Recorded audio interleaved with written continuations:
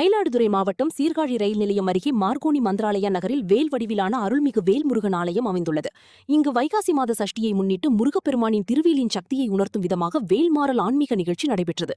Sirkazhi Marconi Mahal சார்பாக தருமபுரம் ஆதீனம் 27வது குருமகா சன்னிதானம் ஸ்ரீலஸ்ரீ மாசிலாமணி தேசிக ஞானசம்பந்த பரமாச்சாரியார் சுவாமிகள் தலைமையில் நடைபெற்ற நிகழ்ச்சியில் ஆன்மீக சொற்பொழிவாளர் புதுகை பாரதி கலந்து கொண்டு வேல்மாறல் வழிபாடு குறித்து விளக்கம் அளித்து சொற்பொழிவாற்றினார். தொடர்ந்து தருமபுரம் ஆதீனம் 27வது குருமகா சன்னிதானம் அவர்கள் வேல்மாறல் வழிபாட்டின் காரணமாக பக்தர்களுக்கு ஏற்படும் நன்மைகள் குறித்து எடுத்துரைத்து அருளாசி வழங்கினார். இதில் 300க்கும் மேற்பட்ட பெண்கள் கலந்து கொண்டு முருகப்பெருமானின் வேலிற்கு 108 வேல்மாறல் மந்திரம் உச்சரித்து அர்ச்சனை செய்து மனமுருகி வழிபாடு மேற்கொண்டனர். தொடர்ந்து அனைவருக்கும் அன்னதானம் வழங்கப்பட்டது.